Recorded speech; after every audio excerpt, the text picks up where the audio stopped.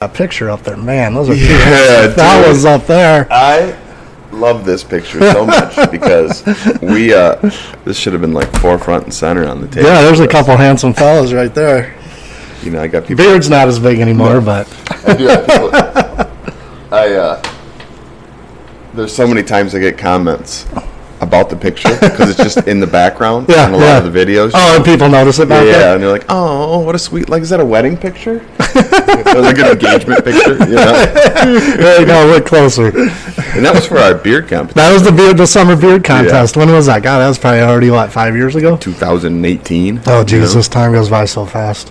And that wasn't, we didn't even have that planned out. No, we were down there, at First Street Beach for, I think it was like a wedding reception or something like that. I can't remember what it was. Oh, it was renewal of vows. I'm sorry. And me and Mike, we're always coming up with something crazy, and we're like, oh my God, James has got that beard competition thing going. What if we, do this down on the beach? And Stephanie Watson was there taking the photos, and she took that photo, and we were just dying. And there was people at the beach, kind of watching us, and they're all that kind of that same thing, not realizing what the heck we were doing. But that picture won the competition. It did win the competition. Had dudes that had fucking beards down to their kneecaps, and I had some dudes that were pissed. My beard's way better. I'm like, well, the picture won. You gotta be creative. That was the vote. Anyone can take a selfie and be like, look at my big beard. Yeah. But, that was a good time. Done a lot of fun things down at Manistee Beverage to try to get some excitement around it for sure. Oh, your guys are nonstop down here. It's always something. Tiresome, dude. It's a lot of work. But it's good. It's good. I know you make a lot of people laugh every day with your little Instagram videos, and I always kind of look forward to. I like when I start seeing social media heat up about an issue around town, because I know you're going to come out with something good. Yeah, I'm waiting for the day that people come after me. Oh no, you don't push the envelope that far. I know. I try not to. But no, it's good. People need that. Yeah, this is the first time you're coming on to not talk about Tight Lines for Troops. Yeah, this is. Probably we'll talk about it at some point. Yeah, this is my first podcast about nothing. Solo, yeah. So I've been pretty excited about this. What year did you graduate high school? 93. So I just had my 30th class reunion last weekend. How was that? I saw some posts online. It was good. It was kind of a last minute thing, and my class has always been kind of that way. Like, we would, it'd be a Friday night and back in high school, and we'd be like, well, where are we going to go drink some Pepsis tonight? And, we would all meet, Shell parking lot or First Street Beach, and the next thing you know, we would be out having soda pops around a campfire out. This episode is brought to you by Chapo's Northside Bar, voted best burger and wings in town. Yeah, you heard that right. If you're going to go out for a burger or wings or both, you might as well go to the place that's voted the best. The best. Why wouldn't you have anything less? Look, and if you're not down for a burger or wings, that's cool. They've got salads, wraps, and sandwiches also. And this summer, it's going to get wild, because on June 24th, it kicks off their summer concert series in the parking lot. Live music, folks. And guess what? It's free. Yeah. Come down for the music, stay for the fun, enjoy the best burger and wings in town. Chapo's Northside Bar. This episode is brought to you by Just Clean, Manistee's premier car wash, located at 146 Cleveland Street, or just north of the US 31 bridge. Look, if you're anything like me, you're not going to spend an hour or two in the hot summer sun in your driveway trying to wash your vehicle. I don't have time for that. So I always take my truck to Just Clean. I choose their ultimate car wash, which includes a triple foam conditioner, a ceramic coating plus wax, and a 60-second heated blow dry. They are the only car wash in town offering the ceramic coating. For my money, I choose Just Clean, and I hope you do too.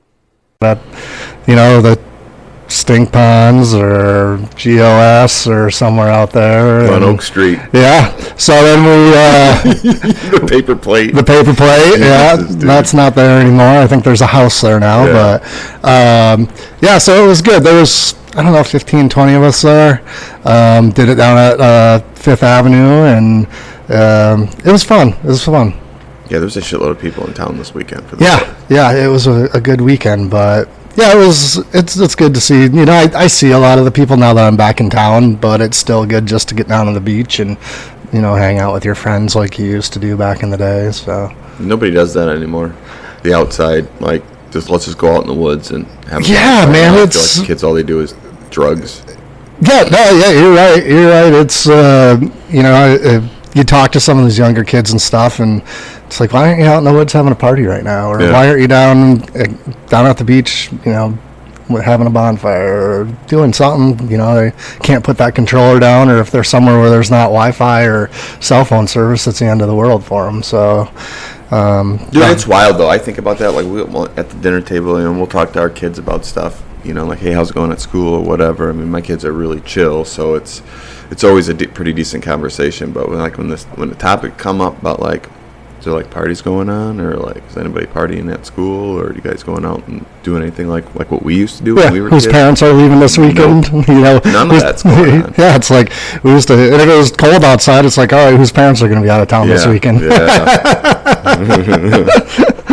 But yeah, I mean, I don't get it. I don't have kids, so I'm get it through my friends' kids and stuff like that. But I mean, we were outside all the time. Yeah. Even as a kid, I was.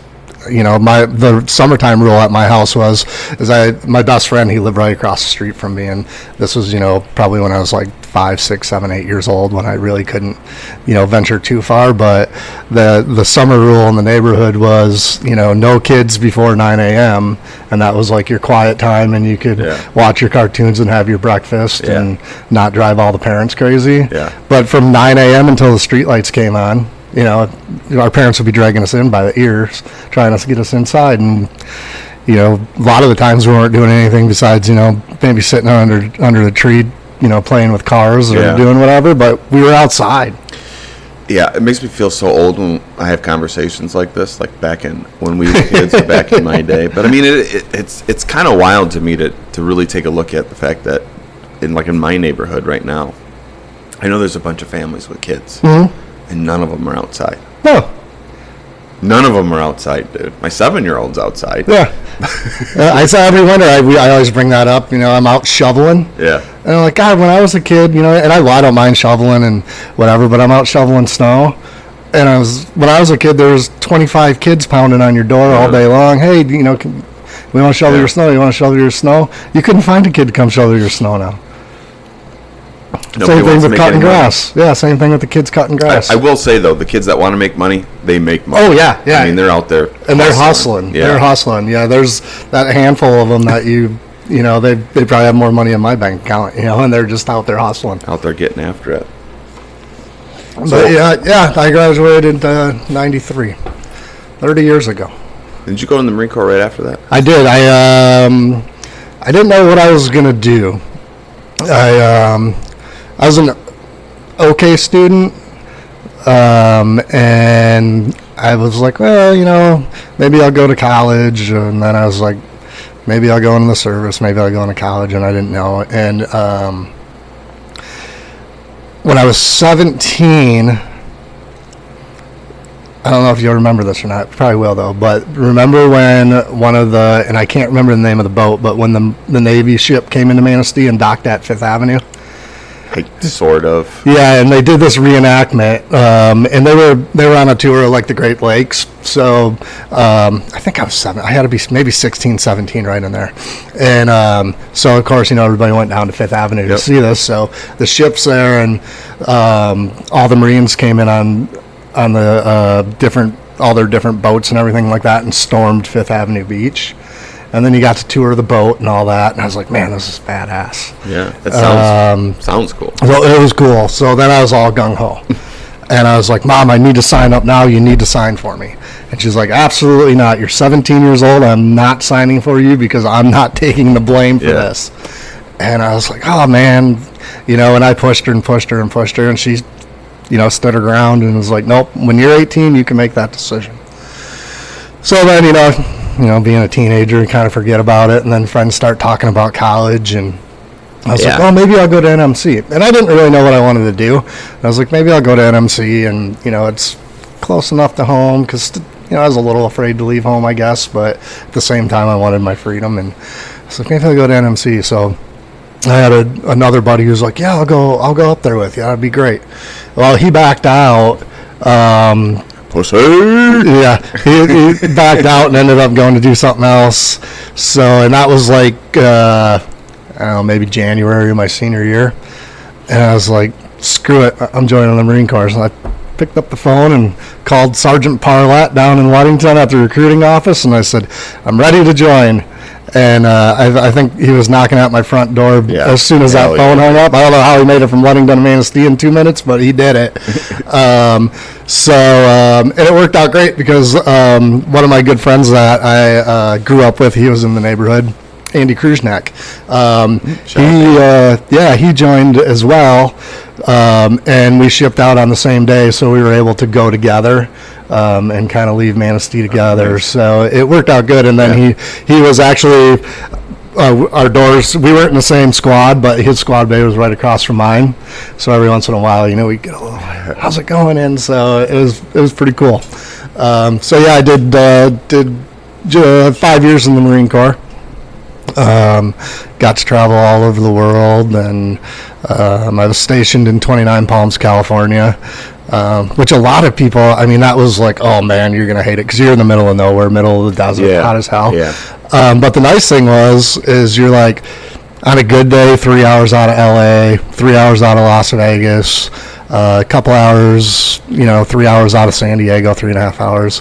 So you're kind of centrally located. But the best part was Big Bear Mountain was about an hour and a half away, and me growing up, I was a big skateboarder and snowboarder and everything like that, so I was like, oh, this is awesome. My first time up at Big Bear, so what was that like? So what's the difference between being a skateboarder and a snowboarder in Michigan and then going to California and being in that culture there where it kind of all started? Oh, it's huge. It's completely different. The mountain, it's like a real mountain. Yeah. It's a huge mountain, and to kind of go back to that, when snowboarding first came around, my little group of friends, we were the skaters in town, and I should have brought the newspaper article, but there's an article from Manistee here. God, it was, my dad passed in 86, so it must have been like 87, 88. I was probably about 12 years old, and that's when, Manistee started cracking down on the skateboarding. Yeah. And, we had a couple police officers that were all about getting us. So, and we didn't have anywhere to skate. We couldn't skate on the sidewalk. You couldn't skate in the road. No. They were anything they could do. You couldn't go to a parking lot. So, this newspaper article, there's a group of us, and we're coming down the hill here right behind your shop because we had just gotten out of the city council meeting, and the title of the article was Skateboarders Steamroll City Hall. So we went in, and there was, because our parents were getting sick of coming down to the police station and getting our skateboards, and we weren't doing anything wrong. We were out skating. No, just a bunch of older dudes that didn't appreciate everything else to do. So we went to City Hall, and we, kind of made our case, like, hey, let us skate somewhere. I get it. You don't want us on River Street because there's a lot of people and stuff like that. But also, you could see like these tools riding their bikes on the sidewalks. Yeah. It's like, come on, what's worse? Yeah. So it was, they opened it up a little bit to us, and it mellowed out a little bit. And the same thing at Crystal Mountain, when we were snowboarding, like my kind of group, my age group there, we were the first ones allowed to snowboard at Crystal Mountain because that snowboarding was going through the same thing, like it's just a bunch of hooligans and blah blah blah blah blah, and none of the mountains wanted them, and now look at snowboarding. Yeah, it's massive. It's massive. There's still a couple of resorts in the United States that are holding out and not allowing snowboarding, but they're like a private kind of members only resort type thing. And the guys, usually every year there's a video or two that pops out where the guys poach those mountains and stuff, and it's pretty funny. But so it's kind of cool to be in that culture, and especially in Manistee, and kind of being the first group of kids to make progress. And now you see kids out on their longboards cruising down the streets, and the cops don't say anything. And we got the skate park up at the high school. Is that being utilized at all? It is people, it's one of those weird things. It's a nice little skate park, and the city does a really good job of keeping it up. And you just got to go by at the right time. Yeah. Because it does get hot over there. If you go by early evening, you'll see a lot of kids there, and kind of early morning before it gets hot out, or in the spring and the fall. But yeah, there's a bunch of kids there. My good buddy Hans Matson, actually, he takes his little boy Zeke a couple times a week, and Zeke's starting to get into skating. So I'd love to see Hans cool on the to see him. skateboard. Hans is a good skater back in the day. Yeah, we had the Hans, actually, he lived out there off Lakeshore, and you remember Tim Swan? Yep. Yeah, and Tommy Thompson. We had a vert ramp out there, and then we moved that vert ramp over to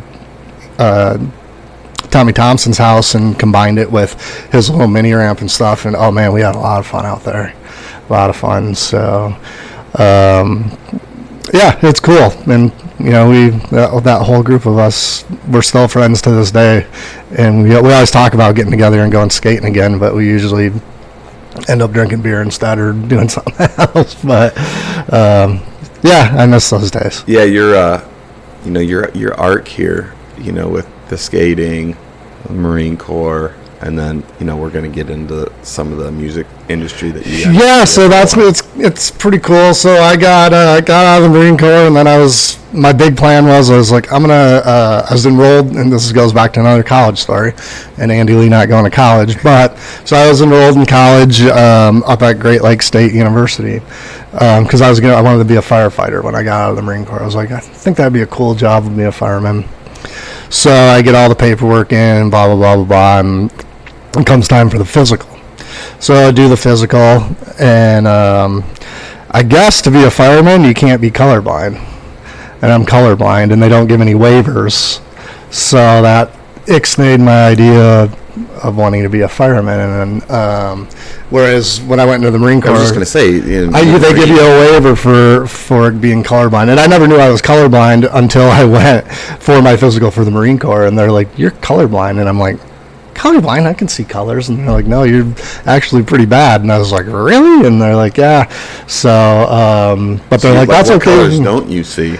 Or do they kind of like the reds and oranges kind of melt together, blacks and blues, and I have a hard time with shades of things. Yeah, I guess if you don't know, you don't know. No, and you learn. And after talking to a couple eye doctors and stuff like that, they're like, "Well, you learn to associate colors with." Things like the grass is green, yeah, and orange is orange, and an orange is orange, or whatever like that. So I got those colorblind glasses a few years ago. Well, probably about 8 years ago now, and I put those suckers on. I had a huge pine tree in my backyard and a cedar tree, and I always thought they were the same color. And I walked outside, and that was the first thing I saw with these glasses on. They're not the same color. Dude, that's yeah, then I went to Wesco, and Wesco has the windshield washer fluids all set up outside, different colors, and there's a few different colors. Yeah. I always thought the blue ones or the purple ones, whatever color they really are, were the same. Oh no, they're all different. I mean, it was totally whoa, and you see those commercials, and you're like, that's fake. It's not fake. When people see color like that for the first time, it's pretty crazy. So, yeah. So got out of the Marine Corps. Got disqualified from being a firefighter, so I was like, what the hell am I going to do now? So I was like, I'm going to go to NMC and move up to Traverse. So I was up there for about 2 years. I got a job at Modern Skate and Surf. And my first year at Modern, they used to do these little snowboard contests at Crystal Mountain, so I was like, oh, that'd be cool. I'll help out with that. So we did that, and then Crystal Mountain was looking for a train park manager for starting to create some train parks and stuff up there for the skiers and snowboarders. So I applied for that, and I got that. And while I was out in California, Big Bear used to do all these crazy huge events and snowboard events and stuff you'd see on TV. Well, they did this charity event. It's called Boarding for Breast Cancer. And I went to it, and they had this stage set up on the snow, and the Beastie Boys were playing, and hell yeah. It was awesome. And there was people everywhere and just partying, and it was awesome. I was like, man, this is really cool. And I was like, I wonder if I could bring something like that to Crystal Mountain.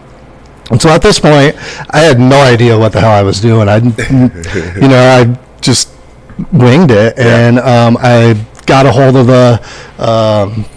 the Boarding for Breast Cancer Foundation, and I was like, hey, we're this little ski resort in northern Michigan, and we're interested in having one of your board-a-thons. You know, what do we need to do? And they're like, oh, that'd be great. We've been looking for someone in Michigan to host one. And they're like, well, we'll get you. This is kind of when email was around, but still not quite emailing. And, you know, they're like, we'll mail you out a package, and this is what you need to do. Or this is what, you know, this is what our event's about, and this is what we expect. And we're like, you know, the first year, you know, we'd like to see like at least $2,500 raised. I'm like, okay, I think we can do this. And they're like, otherwise, you know, the only really component of it is you remember when you used to do like the bike-a-thons and the ski-a-thons, and you get people to pledge and do the laps and all that. So it's kind of set up off of that. And they're like, that's really the only thing that you need to follow. Anything else you want to throw in there as a bonus is great, you know. So they got me all the stuff for that, and I was like, well, you know, I'm gonna do I think that first year we had the half pipe. We did a half pipe contest and a big air contest. And then I was like, I want to have some bands. But I had a really small budget I was working with, you know, being the first year for the event in Crystal Mountain and stuff like that. So I started like researching like Michigan bands. Well, I knew Mustard Plug was from Grand Rapids. Hell yeah, dude. And then Wade Lieski, remember Wade from Manistee? He had his band, and he was down in East Lansing still at college. He might have been graduated, but he was still in the East Lansing area, and he had his band at the time, 8 Ball Grifter. And then one of the guys I worked with at Crystal was like, hey, there's this band, Reverend Right Time and the First Cousins of Funk. They're awesome. And then I had I can't remember their name, but another band out of Ann Arbor. So I was able to book 4 bands for the night. And we didn't do any pre-sales or anything like that because really didn't know how to do it, and we're just kind of advertising for it. So I'm got all my sponsors together and got all that stuff. So I'm at home and Zero social media. Yeah. So I'm at home with my mom at the kitchen table, and I'm designing the flyers for this.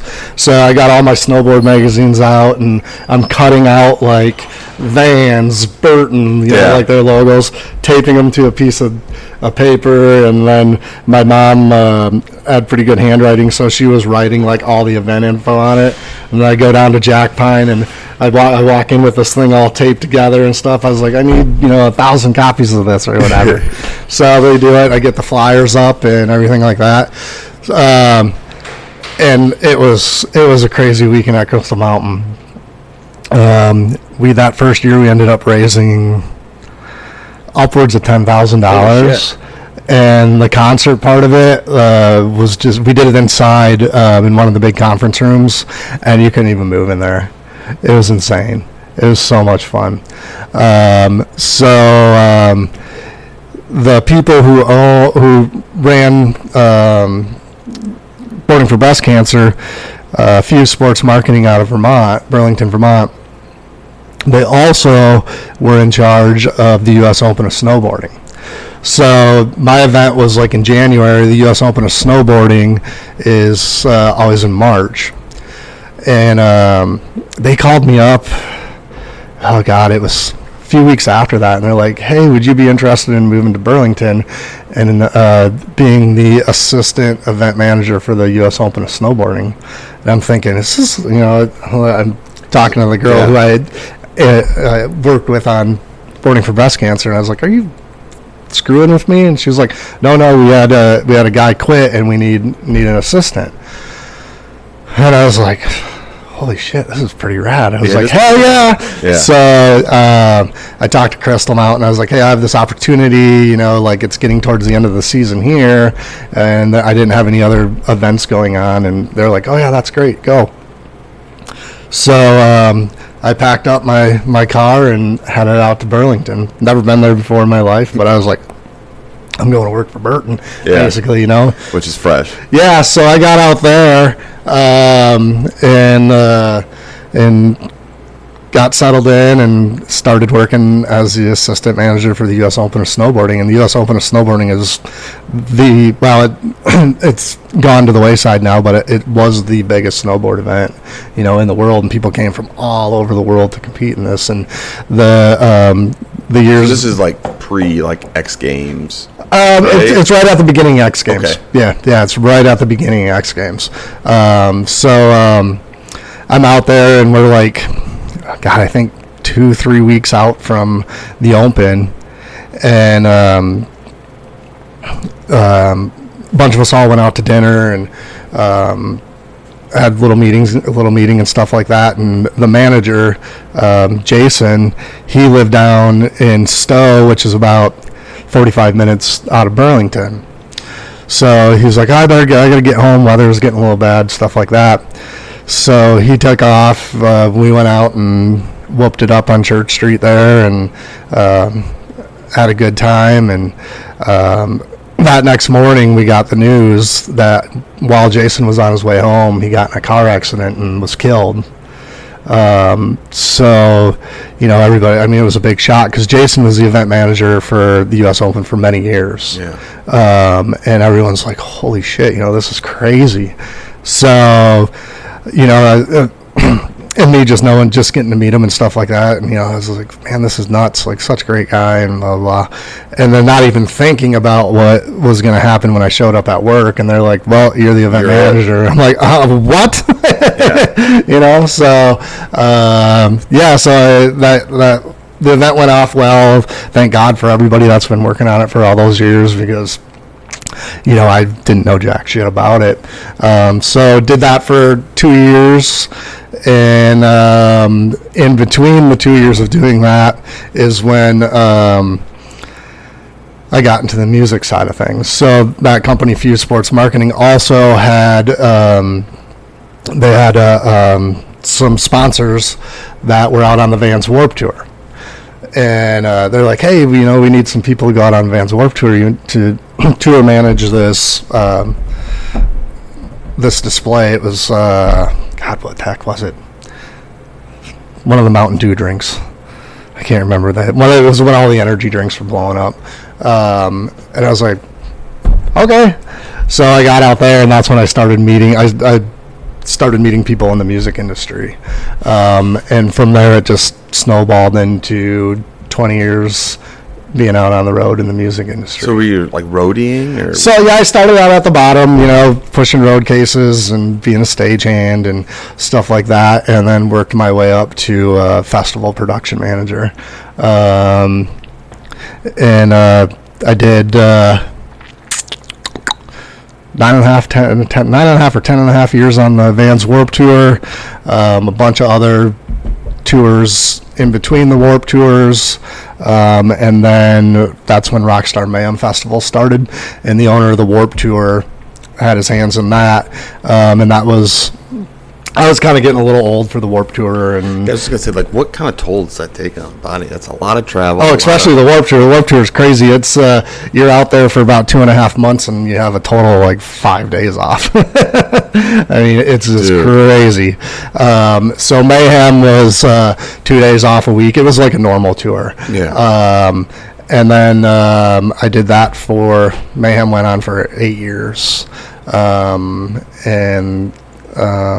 That was great. So what are the bands you're working with? So I've worked with everybody from Blink-182 to Toby Keith to Avenged Sevenfold, Slipknot, Slayer, Megadeth. I bet you Megadeth, there's some fucking stories there. Oh, there's all of them are, yeah. So Warped Tour, there's like 100 bands a day, it's pretty crazy. The parties at night are crazy. We have Kevin Lyman. He owned the Warped Tour, and he would have it's called the Barbecue Band, and these guys lived in a van, towed around this gargantuous barbecue, and for them to play every day, they would do the barbecue at night, because we're talking on that tour, we're talking traveling, upwards of 1,000 people. Jesus. Just behind the scenes, and bands and crew and merch and that whole night, all the sponsors and all that. So just about every single night Party. It was a party. And there was a lot of crazy stuff, just a lot of drunken nights and not remembering what the hell happened, and I wouldn't even know where to start. People always ask, like, what's some of your great stories about the Warped Tour and the parties, and it's just kind of in the moment. It's kind of in the moment. There was some fireworks mishaps, and people getting left at truck stops, or people getting left at the venue, and fights, and I'm sure. We had the Metal Militia out there with us, so we had motorcycles out there, dirt bikes out there, so there was, some drunken crashes, and I was, I can't remember where we were. I think we were out in Idaho, and we had the little pit bikes, and we were racing around on those, and I shouldn't have been walking, let alone riding one of these little pit bikes, and I went down and skinned up my knee. My whole right side was all skinned up while I'm sitting in this lawn chair bleeding, and Scummy and Brian Deegan come over from the militia, and they got a fifth of Jack Daniels, and they're like, "You'll be all right." And they're like, "Here, take a swig of this." So I take a swig of that, and then Deegan takes a bottle back, and he just pours the Jack Daniels over my open road rash, and I'm just like, "Ah!" They're like, "Shut up, pussy, you'll be all right," and just stuff like that, And the days off, were great, because I love to fish, and I got to go fishing. I like, deep sea fishing and tuna fishing, and all the different cities that we were in. I love food, so you every day you're somewhere different, so it's great. Yeah, food, dude. Yeah. I mean, but how much did you really get to experience all your traveling with the Marine Corps and being on these tours? It sounds like you're working so much. I mean. Yeah, so you live for your days off, and then, like, the nice thing, like, about my job on the tours was from, like, noon until 6, 7 o'clock. Once everything was up and running, like, I didn't have a whole hell of a lot to do besides, put out a fire here or there. Yeah. So we had these little ruckus scooters on tour, and then for a while on Mayhem, for many years, I had my Harley out there.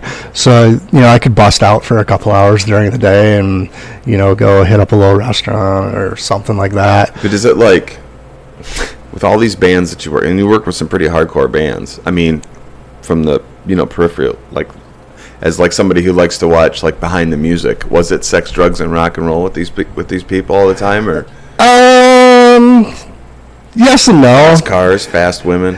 Yeah, like there's it's not like the 80s was. Yeah. You see like Motley Crue and behind the scenes with like Motley Crue and Guns N' Roses and stuff like that. It wasn't that crazy. But yeah, there's some pretty interesting things that you don't normally see every day when you go out to the bar and hanging out in Manistee. There's especially on Mayhem, on Warped Tour, like I said, a lot of younger kids, so it was just kind of drunk, stupid stuff. Mayhem was, there was a lot of veterans, I'll call us, out there that have been in the industry for a while, and older guys. So it was a little bit of, it was a different kind of. Sure. Trouble we were making for ourselves. Yeah. We had we had Hell Yeah out with us, which is Vinnie Paul's band. Vinnie Paul's the drummer from Pantera, so we had Hell Yeah out with us, and Vinnie Paul owned a strip club in Dallas. So we were it was the last night of one of the tours I was on, and Hell Yeah was out with us, and it ended in Dallas. So we get everything all wrapped up, and not all of the production tour buses all went to Vinnie Paul's strip club, and we parked outside of Vinnie Paul's strip club and that was like our going away party. Yeah. So Vinnie Paul's strip club has 2 floors to it, and the whole top floor looks down on the first floor. So Vinny had that roped off for us, and all the free drinks you wanted, and other things spread about on mirrors and hotel room keys, cards sitting next to it, and dancing girls galore. It was crazy. It was insane, and we all had to get on the plane the next morning because everyone was flying out either home or to another tour. So I don't think anyone really slept that night, and the best part, we're all in the airport in Dallas, and you're just looking at everybody like, oh, good God, like, what are these people thinking? And, no one had showered, and I felt sorry for whoever was sitting next to me on the airplane because I probably smelled like Jack Daniels and PBR. But yeah, just crazy stuff like that, and we, it's just a whole different world. And what made you get out? I had the chance to come back to Manistee. Oh, let's go. We're going to go back to touring one more. I have one more good tour story. Do it. So back to the Warped Tour. So as you can see, I'm heavily tattooed. So I'm out on the out on the Warped Tour. Well, Oliver Peck is a well-known tattoo artist, and he's out of Dallas, Texas area. So he got this idea that he wanted to come out on the Warped Tour and do tattoos. So at that time, I only had this sleeve done. This whole sleeve, I had like 1 or 2 little tattoos on it. So I'm talking to Oliver the first day he's out there, and I was like, hey man, I want to get my whole sleeve done on the Warped Tour. And he was like, okay, let's do it. And I was like, what do you think, what's it going to take? He's like, well, because Warped Tour is about 6 to 8 weeks long. He's like, if you come twice a week for like 3 hours a time, he goes, we'll be able to knock this thing out. I was like, all right, man, that sounds great. Shit. That's a lot of chill time, dude. Yeah. So, looking back at it, it was the dumbest idea I've ever had in my life, and I've had a lot of dumb ideas, but, so we get it knocked out. I'm going twice a week, 3 hours at a time, and trying to take care of, a whole sleeve tattoo on the road. It's nasty, whatever. So we tour ends in Montreal, Canada. So a bunch of us were like, hey, we're going to stay up here in Montreal, and we're going to, we'll party for a day or two and enjoy Canada a little bit. So that first night we went out for like the seafood restaurant, and I mean, it was amazing. Like, they brought out these trays full of seafood, and we're just like indulging, and I was like, this is great, and had some beers. Well, I woke up the next morning and I wasn't feeling good. I was like, oh man, I feel like crap. And I'm thinking, it's probably from the beer and the seafood and all that. Well, then as the day progressed, it just started getting worse and worse. And I was like, I must have food poisoning or something. So I didn't leave the hotel room that day. And then next morning, I woke up and my back was killing me. And I called down to the front desk and I was like, hey, do you know if there's any chiropractors anywhere by? Because that's what it felt like at that point, like I was out of whack. And they're like, oh yeah, actually there's one right next door. So I went there and got adjusted, and I didn't feel any better. And I was just getting worse and worse and worse. So I bought like a big thing of ibuprofen before I got on the plane, and got through customs, got on the plane. And I'm sitting there, and I must have looked like hell because the stewardess was like, sir, are you all right? And I was like, excuse me. I was like, I'm just not feeling good. I just need, get me back to the United States. Yeah. So I get back to Vermont, and so far this sounds like a scene out of a movie. Like, you're not feeling good, time to get back to the United States, and what you're actually bringing back is a disease. Oh yeah.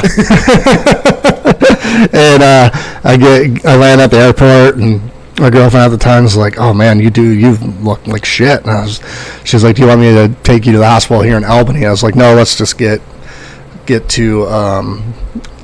to Rutland. So we get back to Rutland, takes me to the hospital, and at this point I'm having a hard time breathing. I'm like laying in the car, like, Jesus Christ. So we get there, and the doctors look at me and they're like, oh, we think you have food poisoning. And I'm like, all right. So they give me bunch of some. antibiotics. Probably. It wasn't even that. I think they gave me a painkiller because I was feeling like crap. So the next morning, I wake up and the girl I was seeing at the time, she's like, "Hey, do you want to go with me into town? We'll pick up the rest of your script." And I was like, yeah. I was like, I need this. So I get in the car and we're driving. Well, a chipmunk or a squirrel like goes blasting across the road and she slams on the brakes. So that throws me into the seatbelt. Yeah. And all of a sudden I get this gnarly cough. Like one of those coughs that you just, you can't stop coughing. I'm trying to catch my breath. And we get to the pharmacy and I'm like pacing and sweating, like, get me these painkillers. So we get them.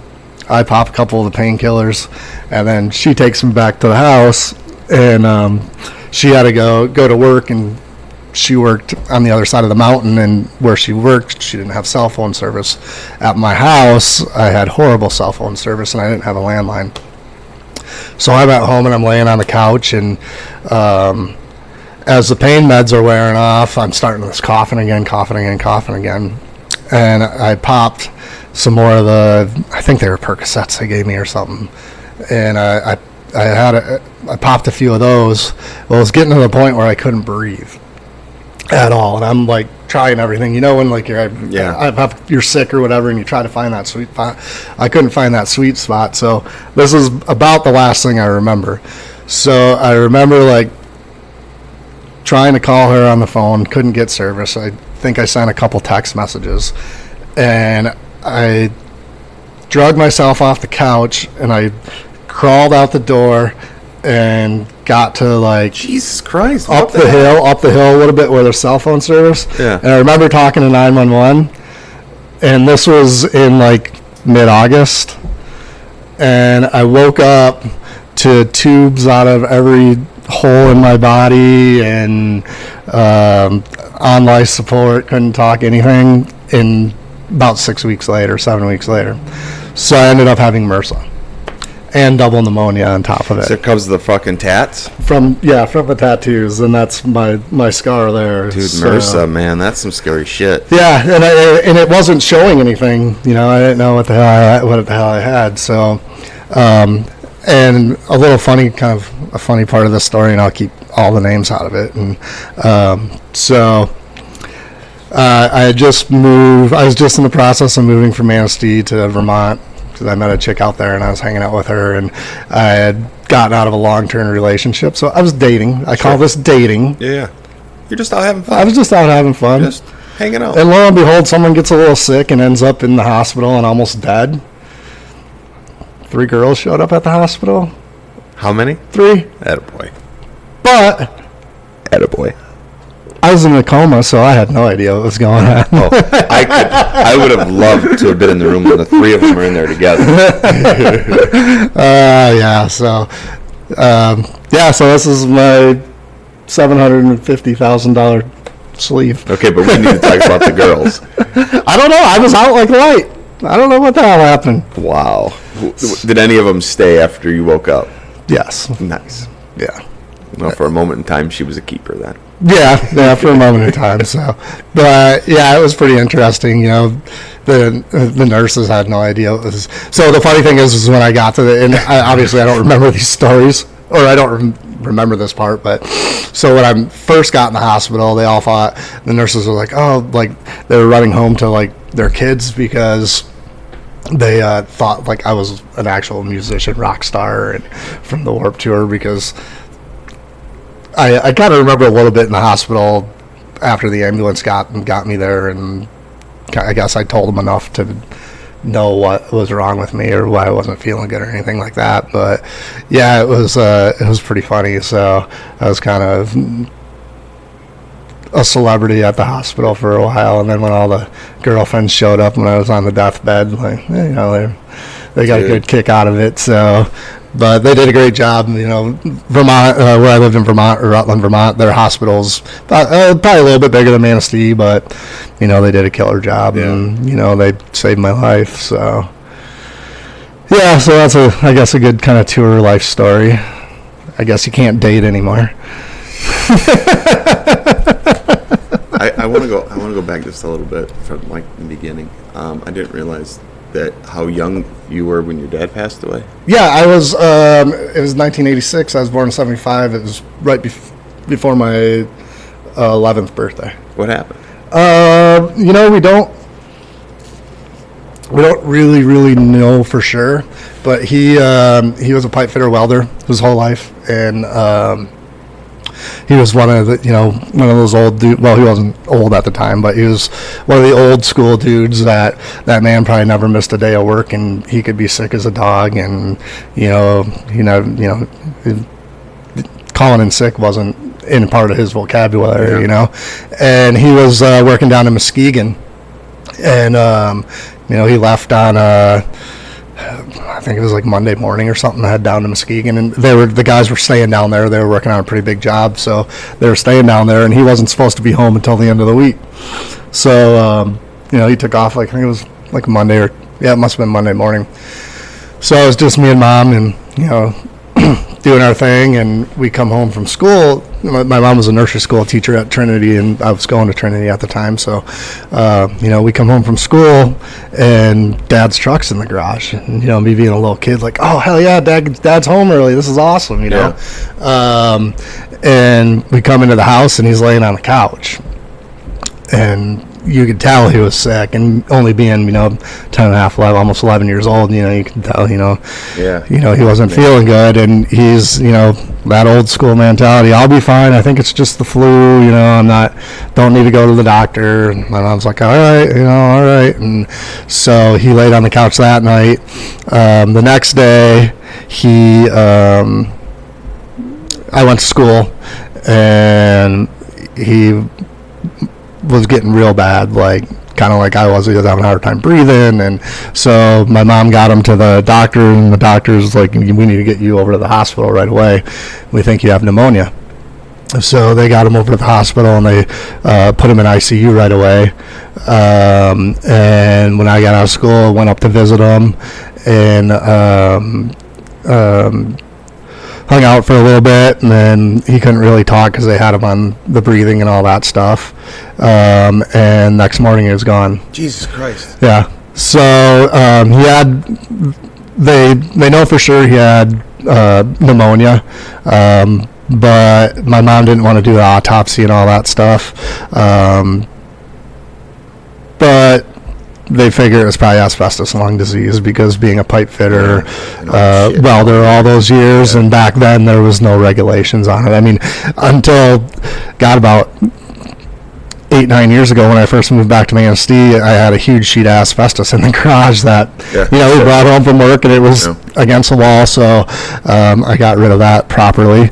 But then later on in years, my Uncle Bobby, who was in the same field as my dad, he had gotten cancer, and it was asbestos related, and so that's what we figured it was from. But it was quick, 54 years old. Yep, older child. I was adopted. So they were a little bit older when they adopted me. So didn't know that. Yeah. So okay, when did you find out you were adopted?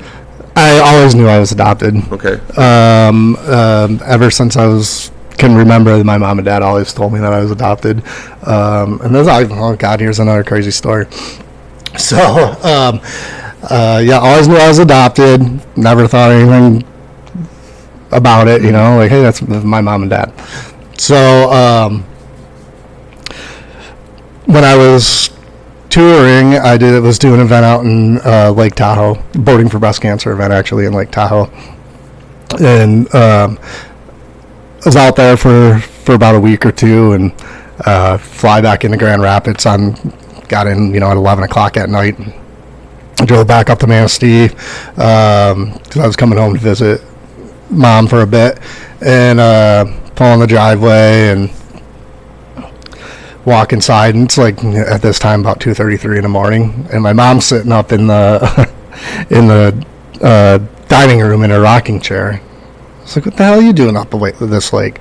She's like, well, I need to talk to you about something. And I'm thinking, oh, great, who died now? Because, the mom voice, I need, I didn't want to tell you on the phone, but I need to talk to you about something.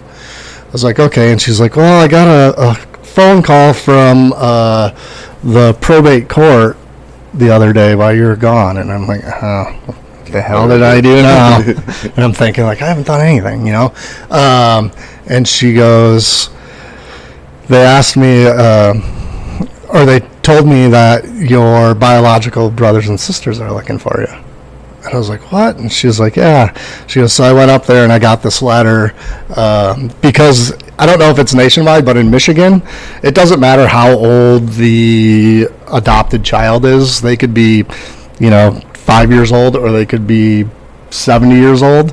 If their adoptive parents are still alive, the state has to go through those parents if their biological siblings or parents are looking for them. Gotcha. So that's why they had to do it, that even though I was 24, 25 years old.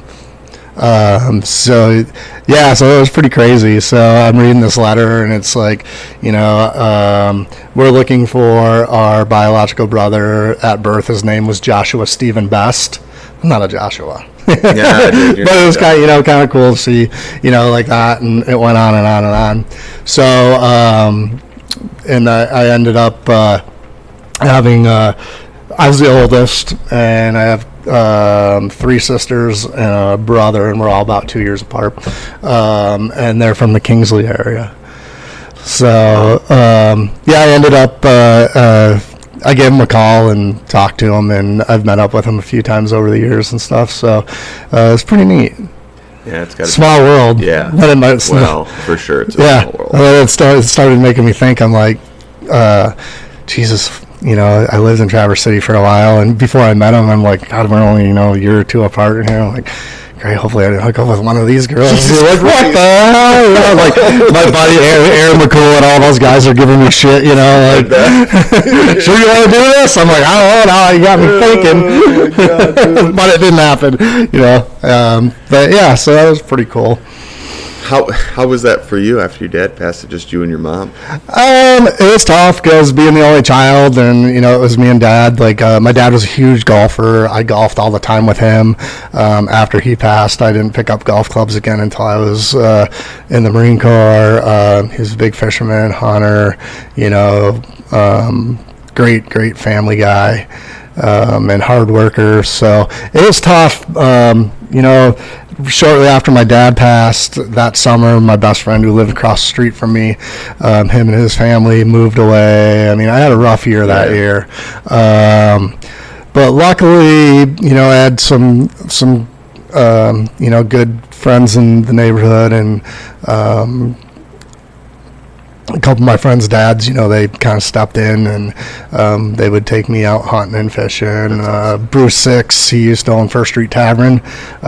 His son Chad, I've went to school with for many, many years, and he lived right down the street from me. So, he had me and Chad out all the time, duck hunting and helping us with our Boy Scout stuff. Mr. Sunbeck, Steve Sunbeck's dad, he's up on the other end of McKee Street, and he's still there. And, he did stuff with me, and it was good. And my mom, she tried to fill in. I shouldn't say she tried. She filled in, and she would get me out fishing and out to the woods and stuff like that. But it was tough. I didn't make it easy on my mom, but you're a little boy and you lose your dad, it's tough. So but she was a trooper. She made it through. She said, all I want to do is see you get that diploma. I don't care how it happens, but you will get that diploma and graduate. So you think that's where some of that like wanderlust comes from, the joining the Marine Corps, the traveling all over the place, warp tours? Probably, yeah. And I've always enjoyed traveling, even as a kid traveling. So, but yeah, probably. Is there any part of it you miss? Yeah, I do. The biggest thing that I miss is all my family out on the road, my road family. I mean, because you're spending, upwards of 9 months together out there, and I miss the different cities every day and the different people every day. I don't miss shitting in porta potties when it's 120 degrees outside, or taking an ice cold shower at the end of the night because all the hot water's gone in the venue. But I miss sitting on the bus and putting miles down on the road, and Walmart at 3:00 in the morning with 50 other roadies and buying stupid shit at truck stops and stuff like that. Yeah, I do miss that. And there's times I think about going back, but who knows? Yeah. With your other siblings, I hate to keep going back to this question just came to me, and I'm super interested. Did you ever try to find your biological mom and dad? Yeah, well, so they didn't know who my dad was. They weren't 100% sure. So they were all adopted? Nope, they were all my biological brothers and sisters were, my biological mom kept them. Okay. My biological mom I think she was like 14 or 15 when she had me. Jesus Christ. And this was in the 70s, 75. You're going to the farm and having a kid. And yeah, so she was pretty young. Maybe she was 15, almost going to be 16, but she was pretty young. But she ended up keeping the other ones. I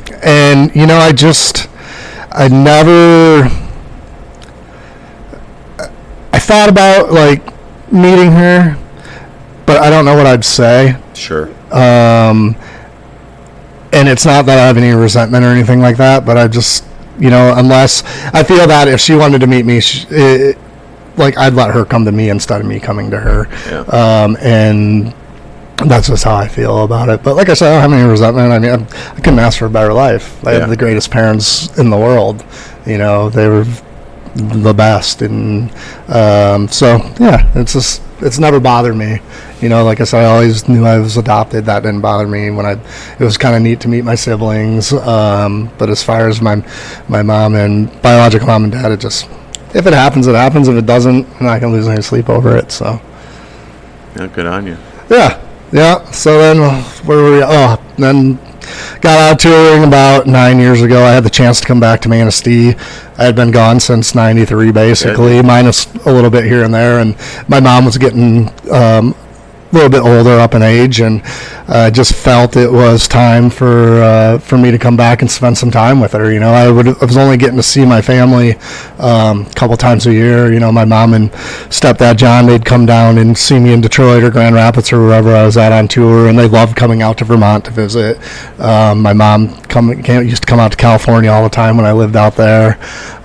She'd come out for the holidays or whatever, and I was like, it's time to go back to Manistee. As much as I don't really want to go back to Manistee, at the time I was thinking that because, I had been living in fairly big cities, and I had the mountains and everything like that.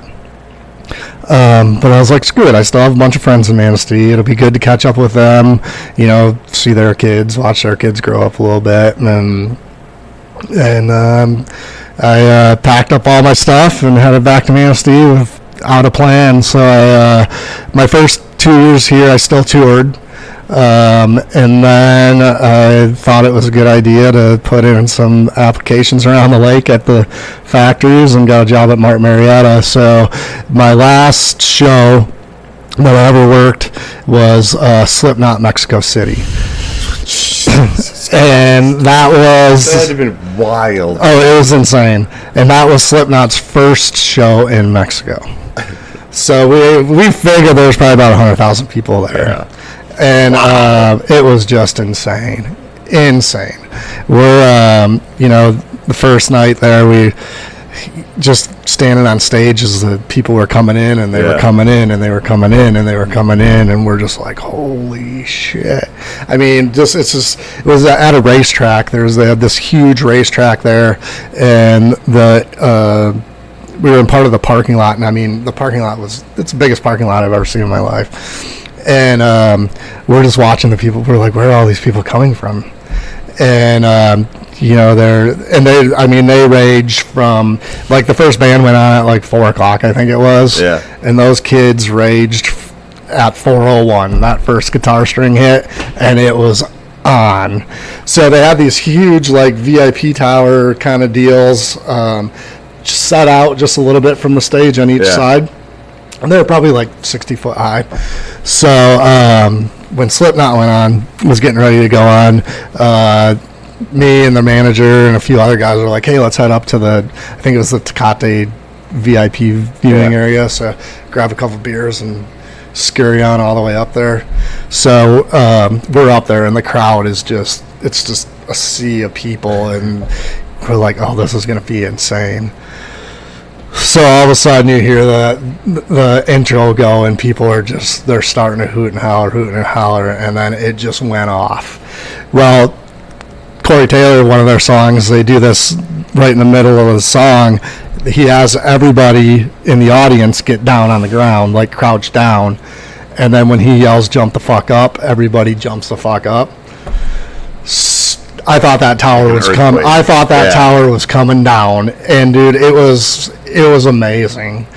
It was just crazy. So after that, we went back and scurried down the tower because I wanted to go to the back of the stage and look out at the crowd to see from the band's point of view. Oh, dude, it like almost brings tears to your eyes because of the energy and the emotion, and seeing these people seeing their favorite band for the first time, and it's just, I mean, it's the biggest rush. I can't imagine what the musicians are feeling. So what a way to bookend that kind. And that was my last professional show. I've done a few little things helping out here and there and stuff, but yeah. So I've been at Martin Marietta for 7.5 years now. Yeah, well, there's something about being back home. There is, and that's and it was tough. You're definitely putting your energies in a lot of really good positive things. Yeah, in Manistee. I'll say this about Manistee. I've lived, L.A., San Diego, Northern California, Colorado, Vermont. I've spent time in a lot of big cities, and they're all great. They all have their great things. They all have their bad things or whatever. Growing up in Manistee, best place in the world to grow up as a kid. Best place in the world. We've got everything here. Whenever I hear a kid around here say, and this goes back to playing outside. Bullshit. There's a lot of shit to do around here.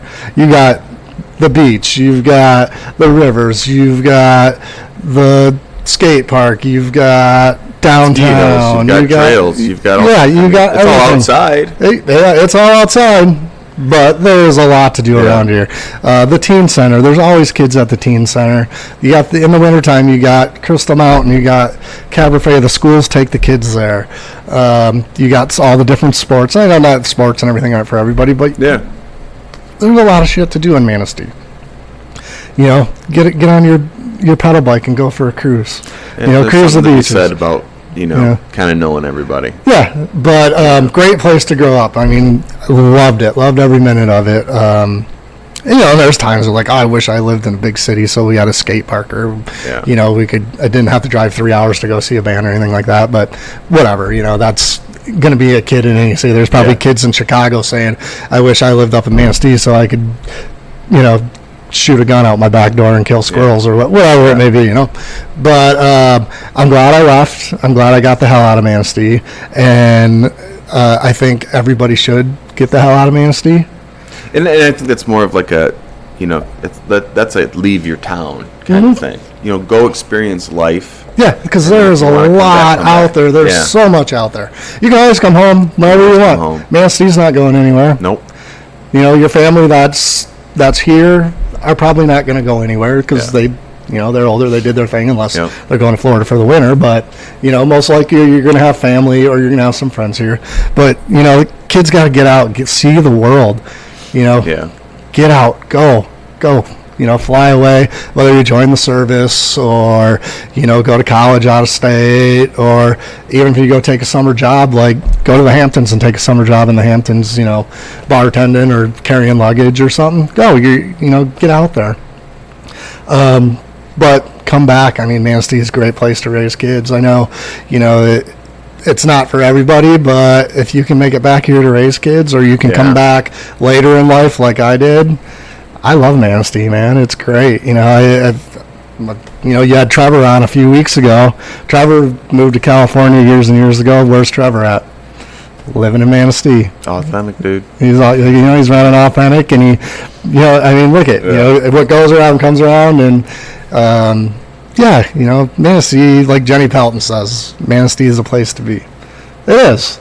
You got everything. We're in God's country. beautiful beaches, great people. You know, we're starting to get a lot. Downtown's looking fabulous. Yep. You know, people like yourself that were like, hey, I'm going to, you know, you went out of your comfort zone. I mean, you sold beer, you sold cars, you did your thing, but you're like, hey, there's this empty building on River Street. I'm going to start Manistee Beverage. You know, I remember coming in here the first time and you had like, you know, small selection of beer, you know, you had a few bottles on the racks. But now look at you. The place is packed full.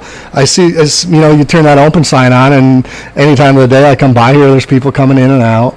You know, and same thing, you know, Snyder's. I see Snyder's just redid their storefront. Yeah, looks gorgeous. River Street, you know, they spruced it up. New owners, got some fresh blood in there.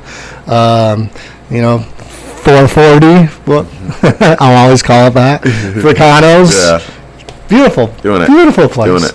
It's great to see that place back. I worked at 440 West from when I was 12 years old until, I'd come back on leaving the Marine Corps and I'd go down and help Mike and Julie. You know, I grew up in that building, and it was sad when it went, and it was sad as it went through its rough years in other hands, but it's gorgeous. You know, the old senior center, that I can't wait to go there. Dude, that looks fresh. Yeah, the outsider. I heard they're gonna have like pinball and some video games and stuff. So I was like, you know, it's great. You know. Some of the other buildings, the old Goodies is back at it again. Heather up at Port City Brew. I mean, I love seeing all that. You know, Domino's. We got Domino's. Yeah, we got Domino's. That's awesome. It is awesome. I've eaten there like 4 times already. Yeah. You know, like I love it. It's great. 15 minutes or less, pretty much. Yeah, and it has been. It has been. But.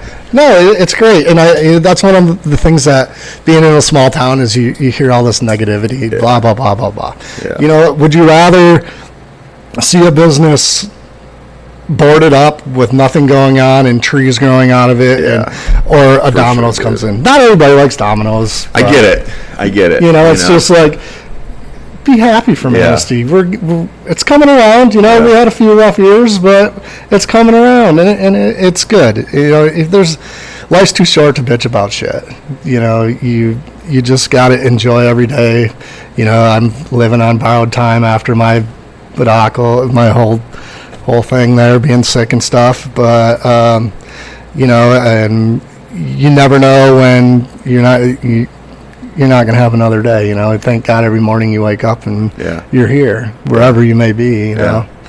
But, you know, get out there and, you know, I volunteer a lot. I don't volunteer for as much things as I used to because I've got a bunch of other stuff going on. But, you know, tight lines, that takes up a good part of my time. You know, get out to, even if it's helping your neighbor out, you know. There's a lot. You know, a lot of good things about small town Manistee that you can do. So, and then, like I said, I'm happy to be back. We're happy to have you back. You should get a job at Manistee Tourism. I don't know about that. I know what I'm going to do though. Is I'm going to have a sip of this PBR that's been staring me in the face. Thanks for having me. This has been good. Fuck yeah, dude. Coming on. But we'll be back in. Let's see, probably about April again, and then back for some tight lines and. I'll run the pier 5K. That's gonna have a new face this year, so that's cool. Yep. Gonna have a little beer garden and over at the senior center.